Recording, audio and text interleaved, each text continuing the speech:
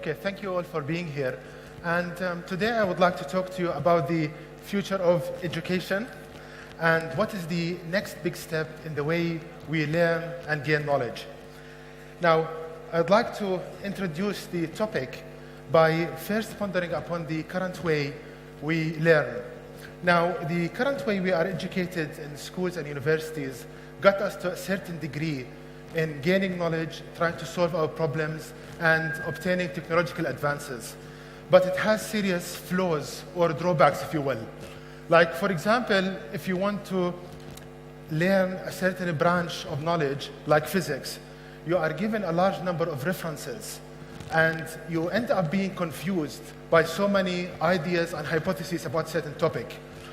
Also, because we don't know the correct answer from the start, we go into something called trial-error approach, meaning you try something, it might work, it might not work, and that consumes so much of your time and resources. Now, the last thing, or the one before that, that is taking us a very long time to try to solve our problems, like curing illnesses, for example.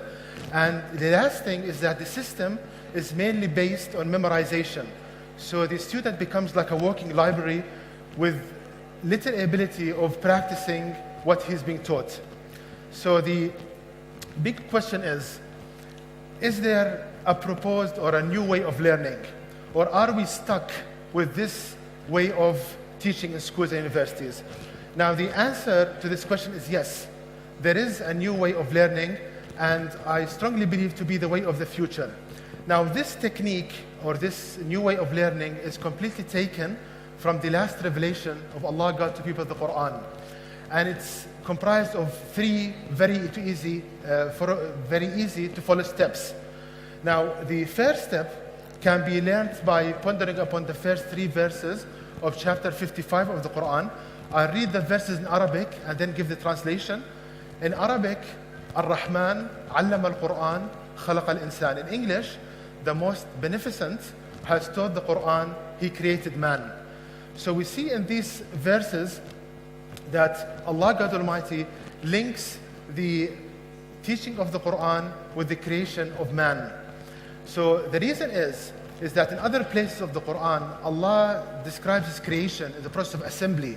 So you as a human being, you're an assembled product. And the reason why Allah links the teaching of the Quran with the creation of man is to tell you that this Quran is your user's manual. You as a product, this Quran is your instruction manual. And as the case with any instruction manual, it should contain the solutions to your problems. So the bottom line here, the first principle, is that the Quran is the only book you will need to learn any branch of knowledge. It's a big statement. If you want to learn physics, engineering, chemistry, psychology, sociology, you only need the Quran, and I'll show this with examples. The second and third principles can be learned by pondering upon verse number 21 of chapter 59 of the Quran, the ending words, وَتِلْكَ الْأَمْثَالُ نَضْرِبُهَا لِلنَّاسِ لَعَلَّهُمْ يَتَفَكَّرُونَ. Such are the examples that Allah puts forward to people that they may think. So the second principle is that you need to learn by examples. There is no time for lengthy hypotheses or theories and wasting 3 years of your life understanding a certain hypothesis. Now, the last principle is that Allah says that you may think. So there is no room for memorization here, it's just thinking. So I would like to show you this new way of learning using examples. The first example is entitled Earthquake-Resistant Structures. Now, what's the problem here? The problem is with all our learning and civil engineering, we failed to produce a good design for a structure that can withstand earthquakes. And as a result, when an earthquake hits, you have a huge damage in a city or a country. And the recent example of what happened in Japan, I think something we can all relate to. Now, people, based on their trial-error approach, based on their guesswork and conjecture, they're trying to get solutions. Like, for example, using these huge X-frames to support the structure, using more cement and steel to make thicker and thicker walls, hoping that these thicker walls would produce a strong structure that's capable to resist earthquakes. Now, these proposed solutions, they have many problems. Like, for example, self-loading. Let me give an example. When a person puts on more weight, he's stressing his knees, he's pressurizing his knees even before walking. That's called self-loading. You are actually being loaded by your own weight. So when you use more cement and steel in a structure, you're actually putting stress on the structure even before an earthquake hits. So by trying to solve a problem, you create another one. Also, using more cement and steel, you are actually increasing the construction cost. You are consuming more of earth resources, which means that it's an environmentally unfriendly structure. But the bottom line, we failed. So the big question now,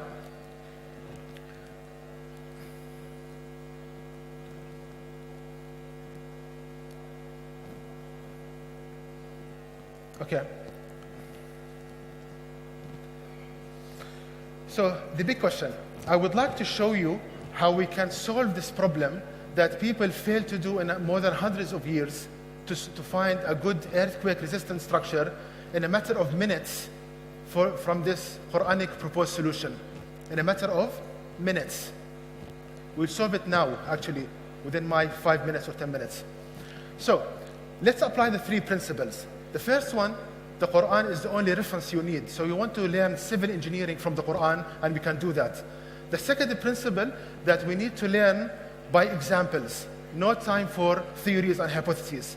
Now we want to search, is there an example in the Quran that would solve this for us? And there is.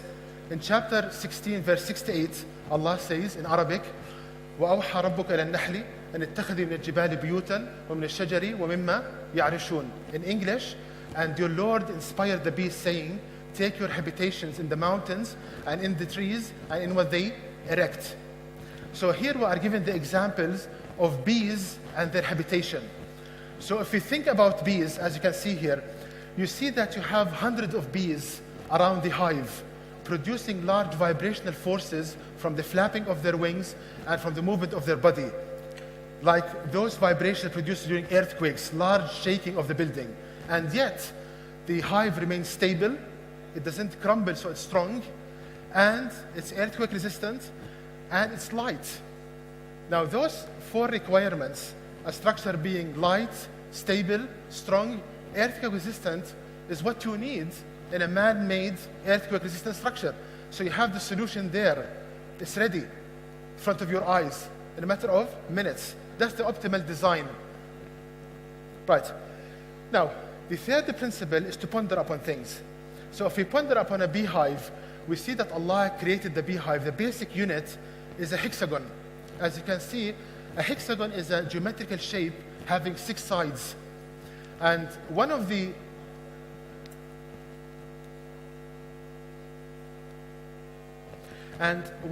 main features of a hexagon is that it has a 120 degrees angle between the walls.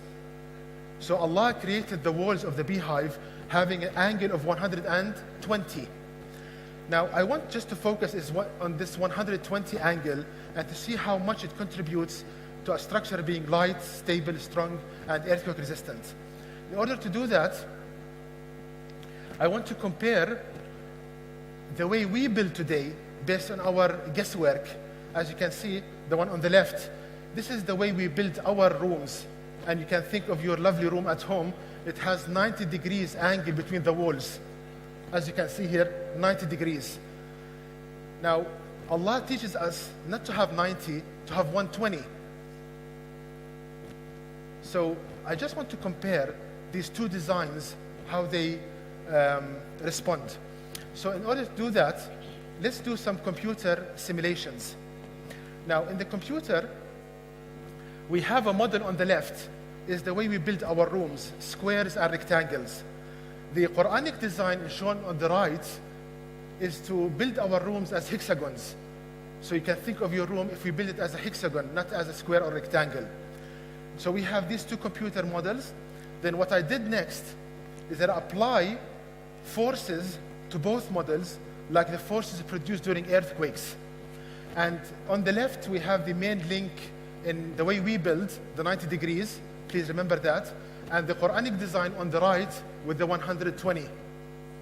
So, and keep in mind that both models, they have the same material properties. They are both concrete, and they have similar dimensions for the walls. So the only difference, or the main difference, is the 120-degree angle. Now, the computer then can produce certain results.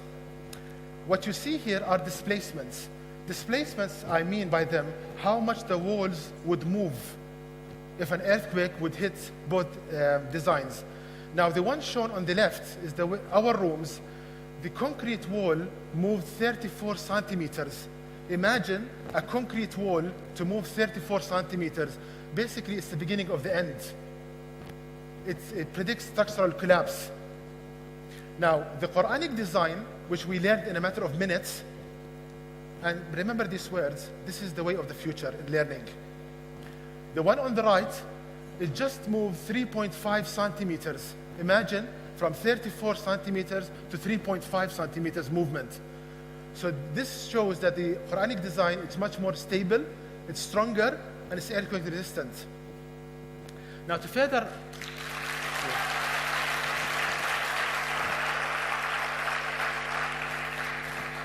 Thank you.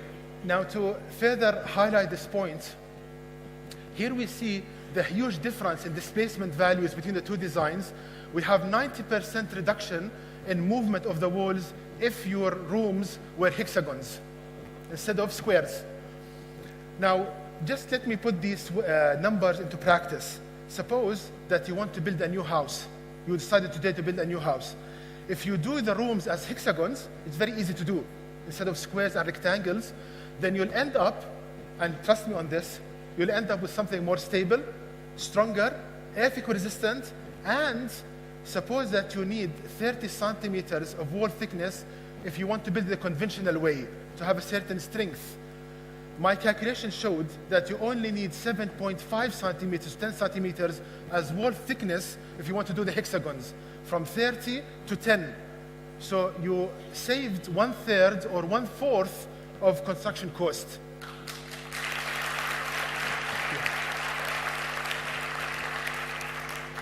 Now, just to show you some eye candy, some animations, here you see the way we build our rooms, like your lovely room at home, the one on the left. When an earthquake hits at, let's say, forces produced higher on the Richter scale, like 7 or 8 or 9, you can see the walls actually collapsing. The whole structure is folding on itself. While the Quranic design, shown on the right, it's being displaced but remain intact. So it's much more stronger. Okay, so this just shows you a flavor of the new way of learning which I'm proposing. Okay, so let me show you another example about traffic congestion and car accidents. And I think this is something we all can relate to. Now, why traffic congestion is a problem? Number one, that it wastes so much of your precious time. Secondly, it affects your mental state. You become agitated, and that affects your work. Thirdly, of course, accidents, injuries, and waste of human life. Now, let's see the problem. The problem is, here we have 3 examples of city designs of how we design our roads, taking 3 cities, Amman, London, and New York. You see that there is a main theme in the way we design our roads based on our guesswork. Again, trial-error approach. We always, nearly always, put the angles 90 degrees between the main roads and the side roads, and the side roads themselves. The main trend to put 90 degrees. Why is this 90 degrees a problem? Suppose that a driver wants to go into this 90-degree side road, this right-angle side road.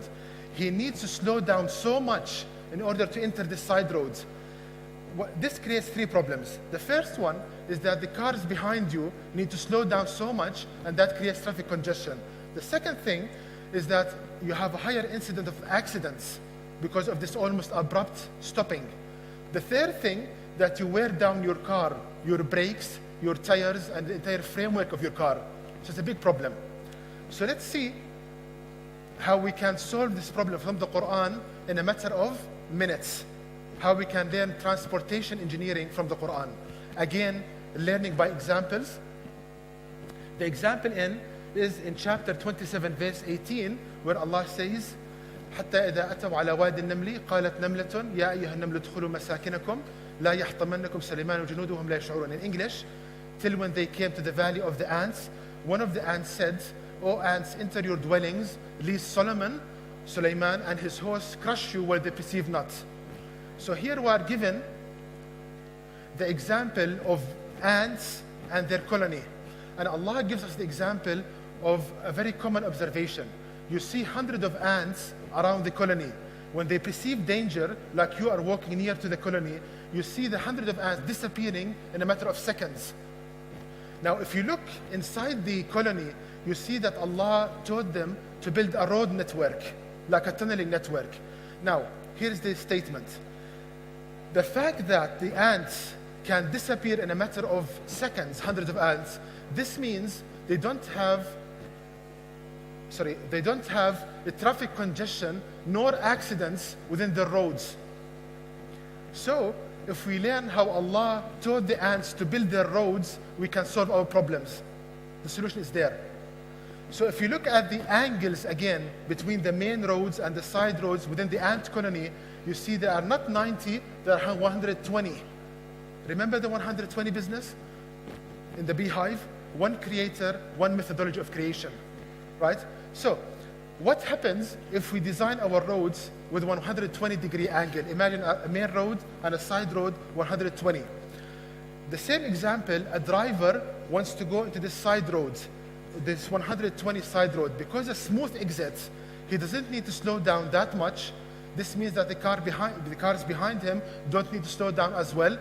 Reduced congestion. Also, lesser incidence of accidents. And thirdly, less wearing of the car.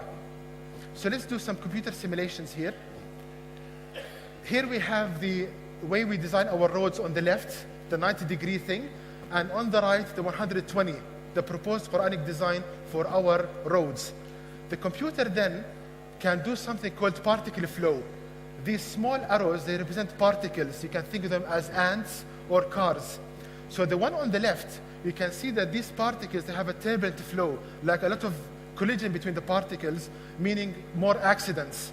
And on the left, the particles or the cars need to slow down so much to enter this 90-degree side road. But comparing that to the Quranic design shown on the right, you see that you have a laminar flow, smooth flow. This means lesser accidents. And the particles or the cars, they don't need to slow down that much to enter the side road.